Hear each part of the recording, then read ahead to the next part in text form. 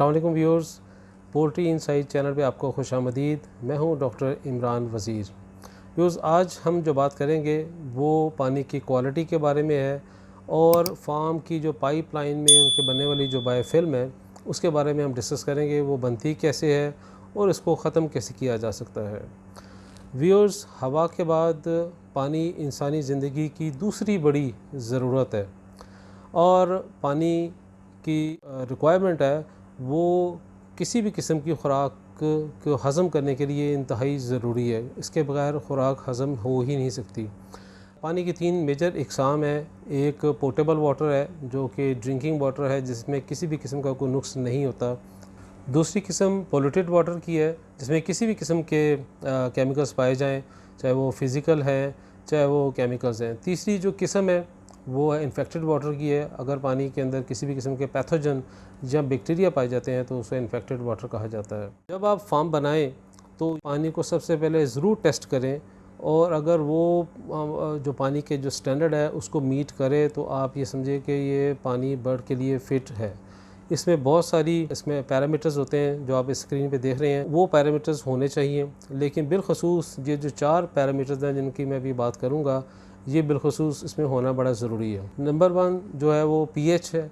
PH 1 से लेकर 14 के दरमियान में होती है। 7 न्यूट्रल पीएच होती है। 7 से नीचे होगी तो वो एसिडिक होती जाएगी और 7 से जितनी ऊपर होगी वो बेसिक होती जाएगी। जितनी भी जो अल्कलाइन पीएच है वो बॉडी की हेल्थ के लिए ठीक नहीं होती, यानी कि वो डाइजेशन में प्रॉब्लम करती है।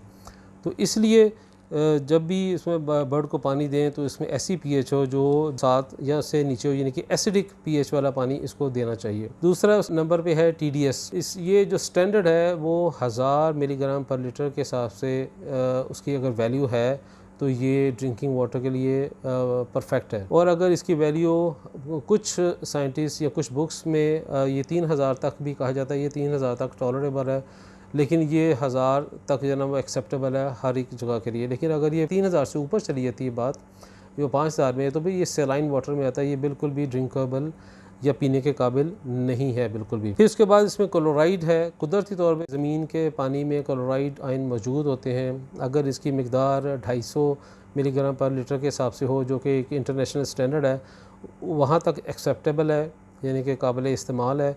लेकिन अगर इसकी मकदार इससे ज़्यादा हो जाए तो ये बर्ड के लिए ठीक नहीं है।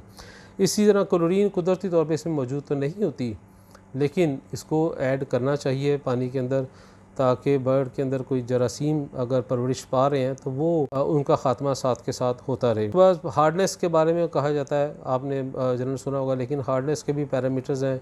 अमूमन लोग जो हार्डनेस को टीडीएस ज़्यादा होने के नाम को कहते हैं, लेकिन ये बिल्कुल भी ऐसा नहीं है। हार्डनेस की अलग एक कैटेगरी है।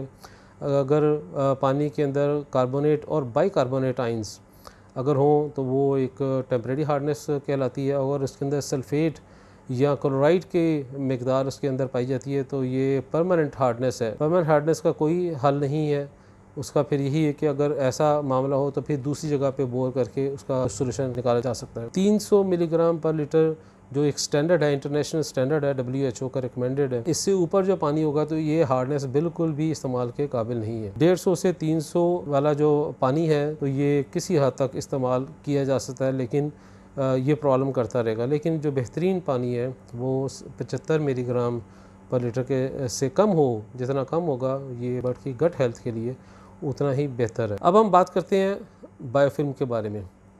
बायोफिल्म होती क्या है?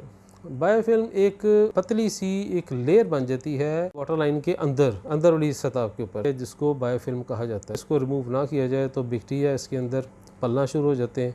जब बैक्टीरिया पलते हैं और फिर वो मुख्तलिफ़ बीमारियाँ पैदा करना शुरू कर देते हैं, जिसमें इकोलाई और फिर साल्मोनेला के भी इश्यूज़ इसी के अंदर आते हैं। अगर किसी फार्म पर इकोलाई बार बार आ रही होती है तो वो अगर अपनी बायोफिल्म को रिमूव कर देंगे, पाइपलाइन से निकाल देंगे, तो उनका ये मसला मुस्तकिल तौर पे हल हो सकता है। इस बायोफिल्म को ख़त्म करने के लिए ये ज़रूरी है कि इसके अंदर एसिड के साथ इसको वॉश किया जाए।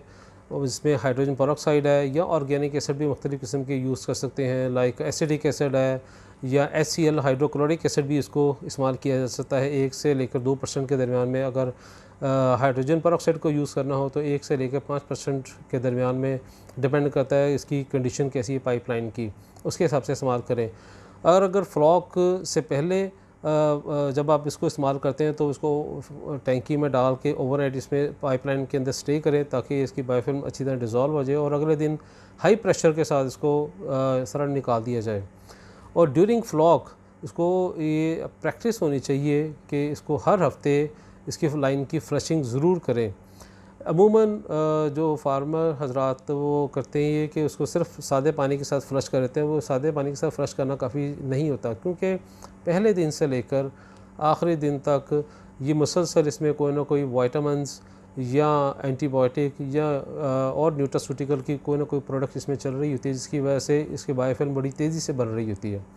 तो इसलिए ज़रूरी है कि हर हफ्ते इसकी क्लीनिंग की जाए और हाइड्रोजन परऑक्साइड या और किसी ऑर्गेनिक एसिड के साथ इसकी क्लीनिंग की जाए। इसके अलावा क्लोरीन का इस्तेमाल बाकायदगी के साथ रखें या ऑर्गेनिक एसिड्स का इस्तेमाल इसका बाकायदगी के साथ रखें तो भी बायोफिल्म बहुत कम बनती है इसमें। जब उसको बर्ड को विटामिन्स मुख्तलिफ दिए जाएंगे तो उसके साथ साथ ये जो बायोफिल्म है वो बननी शुरू हो जाती है। पानी को साल में 1 या 2 दफ़ा ज़रूर लेबॉर्ट्री से चेक करवाएं और ये सारे पैरामीटर्स को रिपीट करें ताकि पता चले कि कोई तब्दीली तो नहीं, क्योंकि पानी भी वक्त के साथ साथ तब्दील हो रहा होता है ज़मीन के अंदर भी। और जब भी आप इसमें चेक करवाएं और TBC का टेस्ट ज़रूर करवाएं। ये टोटल बैक्टीरियल काउंट है, इसमें कोलीफॉर्म बैक्टीरिया और वो उसके काउंट आ जाते हैं ताकि अंदाज़ा होता है कि पानी के अंदर से भी कोई बैक्टीरिया ना आ रहे हों। व्यूअर्स, ये थी आज की वीडियो। कंटेंट अच्छा लगा हो उसको लाइक और शेयर ज़रूर कीजिए। अगली वीडियो तक के लिए इजाज़त। Thank you. अल्लाह हाफ़िज़।